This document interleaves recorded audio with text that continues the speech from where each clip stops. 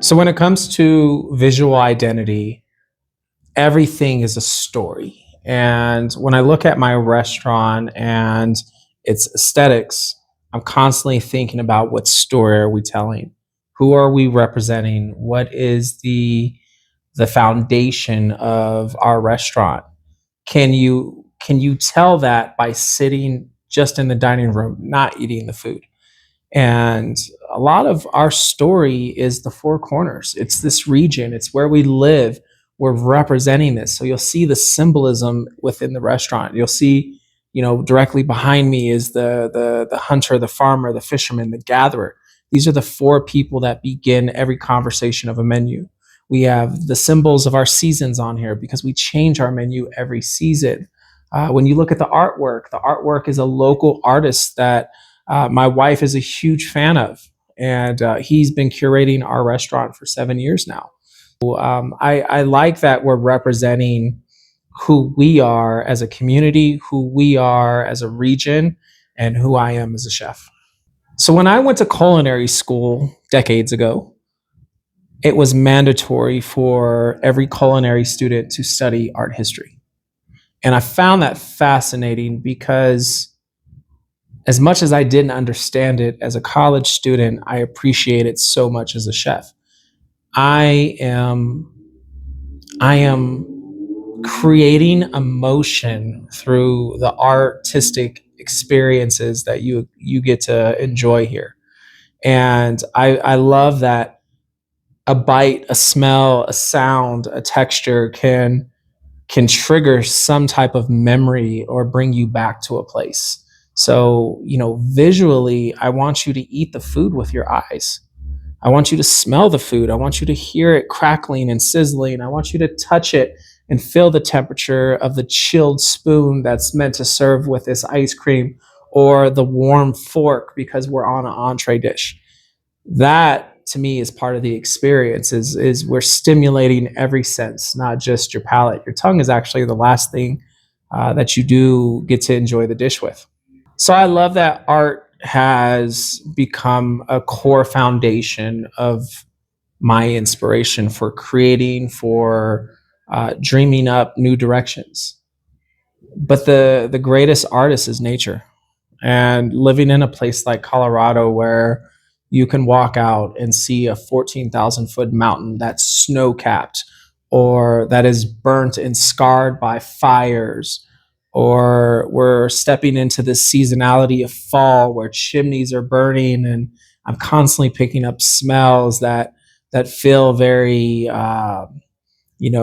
baking spice kind of direction. So I'm always looking what's around me for inspiration, whether that's in nature or that's in the emotions of the seasons that we're in. So speaking of Colorado, we want to talk a little bit about your personal style outside the kitchen. How would you describe your personal style? And does living in Colorado influence that, obviously?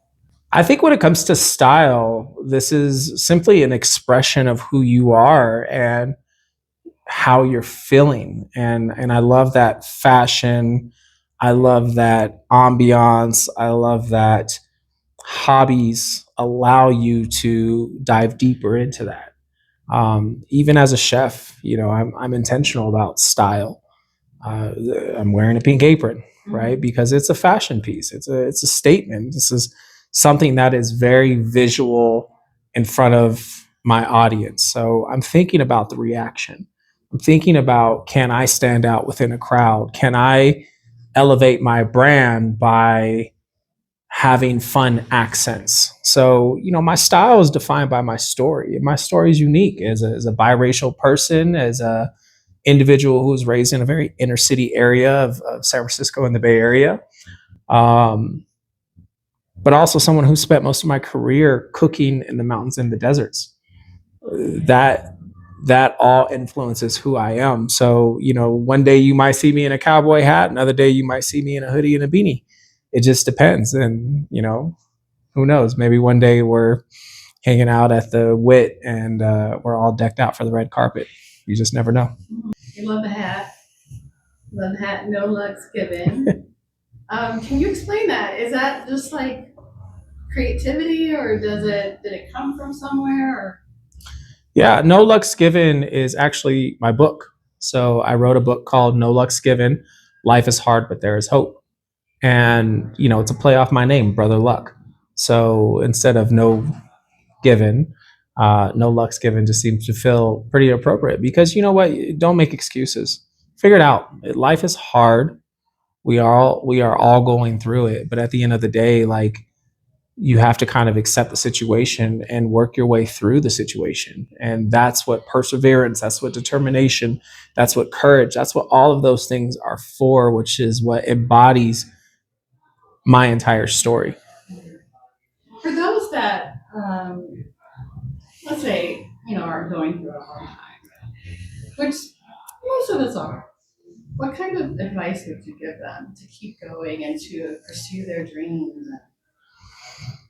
I think if you're at a point where life is feeling like too much and you're just constantly being attacked, you're constantly faced with difficult situations or challenges, and you don't feel like there's any hope or a reason why to keep going, know that you're not alone. You're not alone in the struggle. You're not alone in the insecurity. You're not alone in the fear and the anxiety that might be building. It's so important to remember that you cannot do this by yourself. And most of the times when we put up walls, it's to protect ourselves from whatever the situation might have been.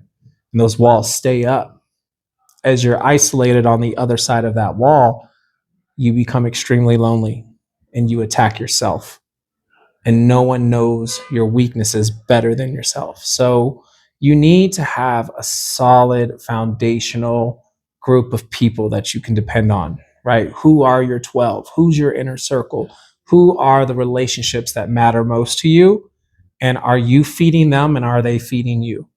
And I think that is necessary to ensure that you don't give up because you've got good people in your world that don't want you to give up.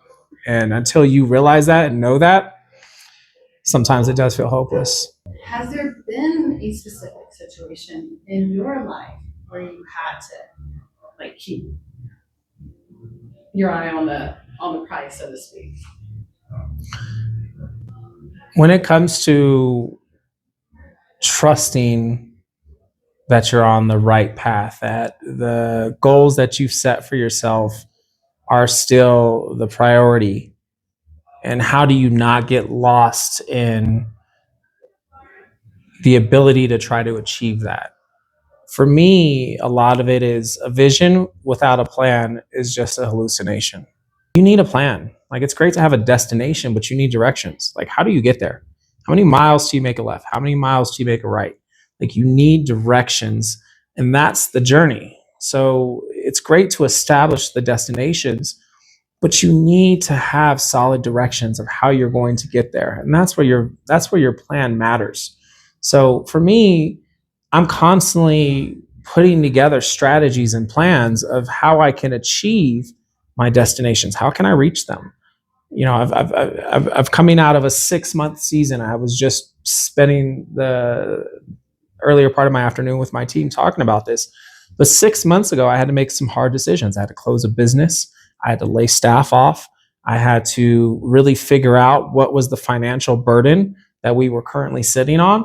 And then I had to figure out how to get out of that situation, how to start to resolve some of the challenges that I was being faced with. And I had to work through all of those things one small step at a time.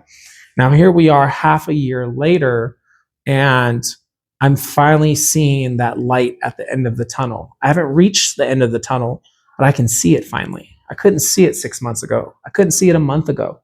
But knowing that I can now see my destination on the horizon is actually what's energizing me to accomplish this at a faster pace.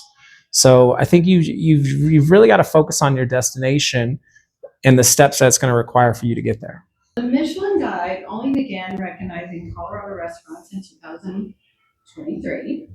Does the possibility of Michelin recognition influence the way you think about your work?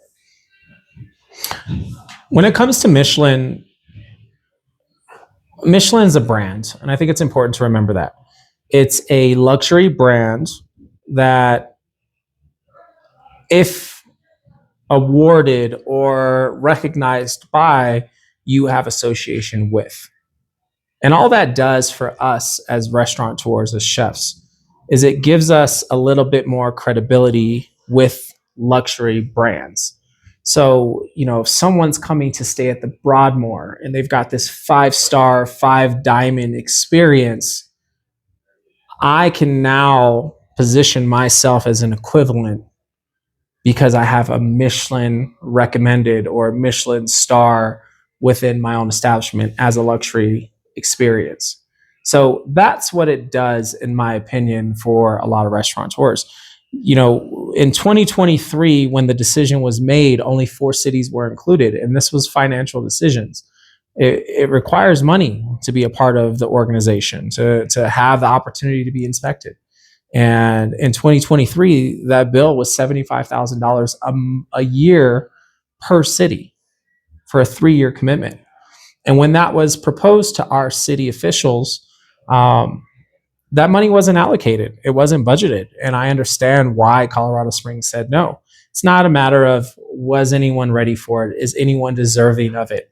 Financially, we can't afford it. We've already got our budgeted dollars allocated for something else. At that time, it was the senior PGA at the Broadmoor. So here we are 3 years later, and Michelin has made the decision to expand across the state, which is amazing, because all that does is it gives us the opportunity to compete, to be considered. That's it. I've chased accolades a heavy portion of my career, and I've learned that the accolades mean nothing. They mean nothing without the people that helped you get there. That's your team members, that's your community, that's all of those things together. The accolade is not what we're after. I don't care if we get a Michelin star or we get a Michelin recommended, because I'm not chasing the accolade. I'm chasing the discipline and the measurement, because Michelin has defined what they feel is the best at a 3-star level, at a 2-star level, at a 1-star level, at a bib level. So if we now have a measurement of what everyone's being ranked as, why wouldn't you strive for that standard? Why wouldn't you strive to be one of the better quality options? And I think that's what Michelin does. So for me and my team, this changes our mindset, because it truly defines the discipline that's required to execute the standards. And that's what we're after: being 1% better than yesterday, creating memorable experiences for every person, and making the effort to do the work and execute the quality of the experience. That's beautiful, because it pretty much gives you like a framework to go off of. Mhm. Like you were saying, like it's hard to achieve things without a plan, a strategy, and that really just gives you a really good framework to go to your next level. Well, and even think about, the quality of how people perceive Colorado Springs. It's very meat and potatoes. It's very fast food nation. It's very conservative and almost dumbed down in some people's eyes. I don't think that's the case. I think there's a lot of depth within the city, but you have to scratch the surface. You need to get below the surface to understand what's actually happening here. But having a brand come in and define a standard now allows everyone to strive towards that. And what it will do is it will attract more restaurateurs to the market, like we have been for years. I mean, I'm not an original Colorado native. I was attracted to this market. So we're going to continue to attract more personalities, more chefs, more restaurateurs to open projects, because they do have the opportunity to earn an accolade. So it's a win-win, in my opinion. I think, restaurants that put the pressure on themselves, one, they don't want to do the Michelin because, it's an insecurity. I don't feel like I'm at that level, or I'm not good enough, or it's irrelevant. It doesn't matter. Like, it's not going. If I'm a burger restaurant, I don't care about Michelin. I'm selling burgers, and I think, like, you have to understand what makes sense for you. How important is it to go to the next level for you? I think when we talk about, the importance of going to the next level, I don't view it as a transactional thing. For me, this is a constant. I'm my new page, my new level started this morning when I woke up. I got the opportunity to write a whole new story and shape my day around how I'm feeling. And I think that's what leveling up is about, is embracing every moment, because none of it's promised for tomorrow. Nothing is guaranteed. So you have to truly be excited about the opportunity of living, because that's your chance to level up every day.